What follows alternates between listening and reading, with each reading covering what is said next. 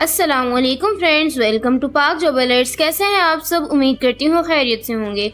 आज मैं MS word की प्लेलिस्ट शुरू करने जा रही हूँ और ये वीडियो इसी से रिलेटेड है, जिसमें मैं आप सबको एमएस वर्ड के अमेजिंग फीचर्स के बारे में बताऊंगी कि आप अपने डॉक्यूमेंट्स को किस तरह से प्रोफेशनल बना सकते हैं, अपनी फॉर्मेटिंग को किस तरह से इम्प्रूव कर सकते हैं और अपने वर्क को एफिशिएंट किस तरह से बना सकते हैं। और इसकी खास बात यह है कि ये वीडियो उन लोगों के लिए है जो किसी भी कॉम्पिटिटिव एग्जाम्स की तैयारी कर रहे हैं, जैसे कि एनटीएस, पीपीएससी, एफपीएससी, या इससे अलावा अगर वो किसी भी कंप्यूटर कोई ऐसा एग्ज़ाम्स दे रहे हैं जिसमें कंप्यूटर का पोर्शन इंक्लूड है, तो ये वीडियो उनके लिए बहुत ज़्यादा हेल्पफुल होने वाली है।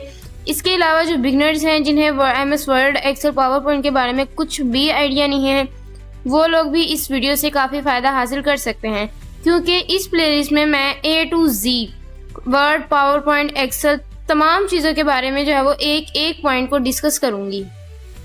तो चलते हैं, शुरू करते हैं। लेकिन शुरू करने से पहले अगर अभी तक आप लोगों ने चैनल को सब्सक्राइब नहीं किया तो जल्दी से कर दें, ताकि तमाम न्यू जॉब अपडेट्स आप तक बर वक्त पहुँचती रहें। तो चलते हैं, शुरू करते हैं। सबसे पहले मैं आपको ये बता दूं कि जो एमएस वर्ड है ये एक एप्लीकेशन सॉफ्टवेयर है। ये एक ऐसा सॉफ्टवेयर है जिसमें हम किसी भी डॉक्यूमेंट फाइल को बना सकते हैं, उसको एडिट कर सकते हैं, उसकी फॉर्मेटिंग कर सकते हैं, और इसमें जो भी फाइल होती है, जो भी हम बनाते हैं, वो एज अ डॉक्यूमेंट जो है वो सेव होती है। और इसकी जो शॉर्टकट की है, जो काफ़ी एग्जाम्स में आती है, वो .docx है। तो अब इसमें सबसे पहले हम लोगों ने ये देखना है आज के एक जो एमएस वर्ड है उसको हम किस तरह से ओपन कर सकते हैं, कौन कौन से इसके तरीके हैं। सबसे पहले तो इसमें यह है कि यहाँ पे ये विंडो आपको जो है वो उसका साइन नज़र आ रहा है। यहाँ से आप जो है वो इसको नीचे स्क्रॉल करते जाएं। एमएस वर्ड है तो जहाँ पे वर्ड आएगा वहाँ से ओपन हो जाएगी। यहाँ पे देखें वर्ड है, इसको डबल क्लिक करेंगे इस पे आप, तो यहाँ पे जो है वो एमएस वर्ड हमारे पास ओपन हो चुका है। अब इसका दूसरा तरीका क्या है वो देखते हैं।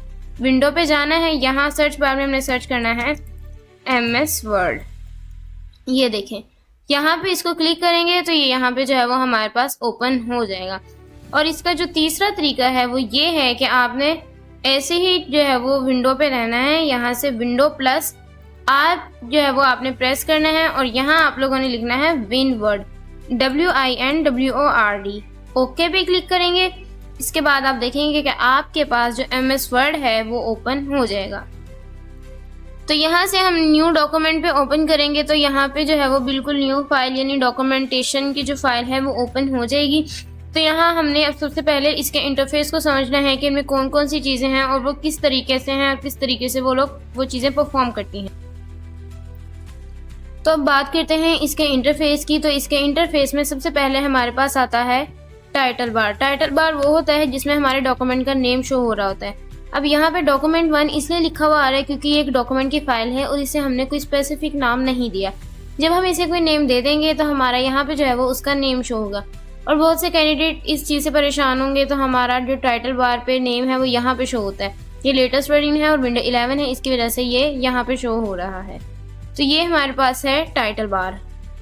टाइटल बार के बिल्कुल साथ ही हमारे पास जो है वो है क्विक एक्सेस टूल बार। ये जो क्विक एक्सेस टूल बार है, इसके ज़रिए हम रीडू, अंडू और जो है वो अपने डॉक्यूमेंट्स वगैरह को सेव भी कर सकते हैं। और इसी के राइट साइड पे यहाँ पे ये जो 3 हैं, इनको हम कहते हैं विंडो कंट्रोलर कीज़। इनके ज़रिए हम अपने डॉक्यूमेंट्स को मैक्सिमाइज़, मिनिमाइज़ और इनको हम क्लोज भी कर सकते हैं। इसको हम किस तरह से मिनिमाइज़ और मैक्सिमाइज़ कर सकते हैं वो भी जो है वो हम अभी देख लेते हैं। यहाँ पे क्लिक करेंगे तो ये देखें ये मिनिमाइज़ हो गया। दोबारा से यहाँ पे क्लिक करेंगे तो मैक्सिमाइज़ हो जाएगा। यहाँ से हम इसको मिनिमाइज़ और मैक्सिमाइज़ भी कर सकते हैं। और इसको रीसाइज़ करने के लिए हम इसके यहाँ पे साइड पे जाएंगे। ये देखें, हम अपनी मर्ज़ी से जो है वो इसको साइज़ रीसाइज़ जो है वो कर सकते हैं। यहाँ से ये मैक्सिमाइज़ हो जाएगा। और अगर हमने इसको क्लोज़ करना है तो यहाँ पे क्रॉस के बटन पे क्लिक करेंगे तो हमारे पास जो हमारे वर्ड का डॉक्यूमेंट है वो क्लोज़ हो जाएगा। इसके बाद जो है वो हम बाकी की चीज़ों को देख लेते हैं कि और इसके अंदर क्या कुछ आता है। और उसके बाद ये जो सारा है हमारे पास, इसको हम लोग कहते हैं रिबन बार। रिबन बार को डिफरेंट टैब्स में जो है वो डिवाइड किया हुआ है, जैसे कि home, insert, drawer, design, layout, reference, mailing. और ये सारा जो है वो हमारे पास रिबन टैब्स के अंदर आता है। रिबन टैब्स के अंदर जो है वो ये यहाँ पे हमारे पैराग्राफ्स हैं, जिसमें कुछ फ़ॉन्ट्स हैं, पैराग्राफ हैं, स्टाइल्स हैं, एडिटिंग हैं, और हर टैब की अलग अलग हैं। और जहाँ पे हमारे पास जो है वो ये टैब्स के नेम जो हैं वो शो हो रहे हैं, इनको हम लोग कहते हैं मेन्यू बार। मेन्यू बार में हमारे पास होम, इंसर्ट, ड्रा वगैरह ये सारी चीज़ें इंक्लूड हैं। और जो ये टैब्स के अंदर है ना, जैसे कि एक ये अलग से हैं और ये सारे अलग से हैं, मतलब अलग अलग इनको डिवाइड किया हुआ है। ये पैराग्राफ्स हैं और इसके अंदर जो है वो अलग अलग जो चीज़ें हैं, जैसे कि फाइंड है, रिप्लेस है, सिलेक्ट है, ये कमांड्स हैं जिनके ज़रिए हम अपने काम को परफॉर्म करते हैं, अपने डॉक्यूमेंट को एडिट और फॉर्मेट करते हैं।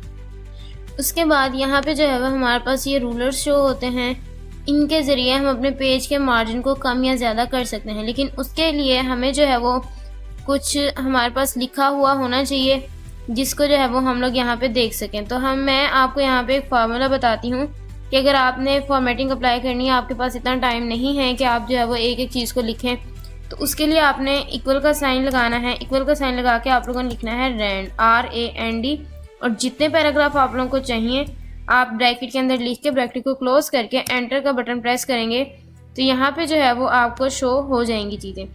उसके बाद हमारे पास यहाँ पे है वर्टिकल स्क्रॉल बार। इससे जो है वो हम डॉक्यूमेंट्स को अगर हमने ऊपर या नीचे करना है तो हम इसको जो है वो इजीली यहाँ पे देख सकते हैं।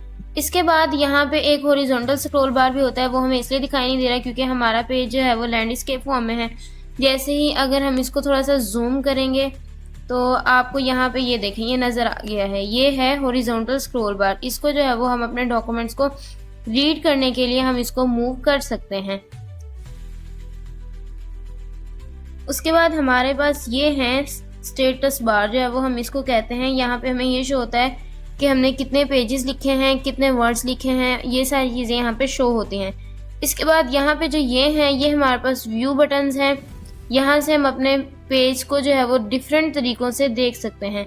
यहाँ पे ये देखें, ये इस तरह से जो है वो पेजेस शो हो गए हैं। ये हम इसको इस तरीके से प्रिंट लेआउट के मूड में देख सकते हैं और ये वेब लेआउट के मूड में है। मतलब इसको हम ये व्यू करने के, देखने के जो है वो डिफरेंट तरीके हैं। यहाँ से हम इसको जूम इन और जूम आउट कर सकते हैं। यहाँ पे वैसे इसका जो साइज़ है वो 100 ही होता है। रूलर्स का वैसे तो मैंने आपको बता दिया था, लेकिन हमने कुछ लिखा हुआ नहीं था, इसलिए हमें ये नहीं पता कि इसके मार्जिन को कैसे कम या ज़्यादा कर सकते हैं। ये देखें, यहाँ से हम इसको यहाँ पे ले जाएंगे तो ये मार्जिन इसका जो है वो कम ज़्यादा कर सकते हैं। और ऐसे ही सेम इस साइड से है, ये देखें, यहाँ से हम इसके मार्जिन को अपनी मर्ज़ी के मुताबिक कर सकते हैं। और अब एंड पे मैं आपको ये बताऊँगी कि आप लोगों ने अपनी जो है वो इस फाइल को किस तरह से सेव करना है।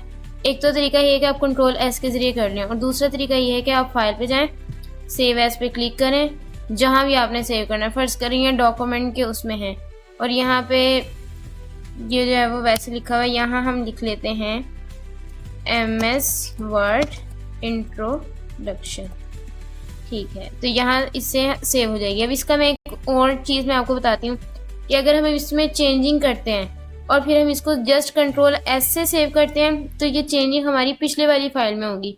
लेकिन हम अगर दोबारा से सेव एज पे जाते हैं तो वो पहले वाली फाइल अलग सेव हुई और दोबारा से अलग सेव होगी। अगर आपने पहले वाले डॉक्यूमेंट पे सेव करना चाहते हैं Ctrl+S से करेंगे, और अगर आपने अलग सेव करना है तो आप सेव एज पे जाएंगे। तो ये थी फ्रेंड्स आज की वीडियो पसंद आए तो लाइक करें, चैनल को सब्सक्राइब करें, ज़्यादा से ज़्यादा शेयर करें। बहुत बहुत शुक्रिया। अल्लाह हाफिज़, मिलते हैं।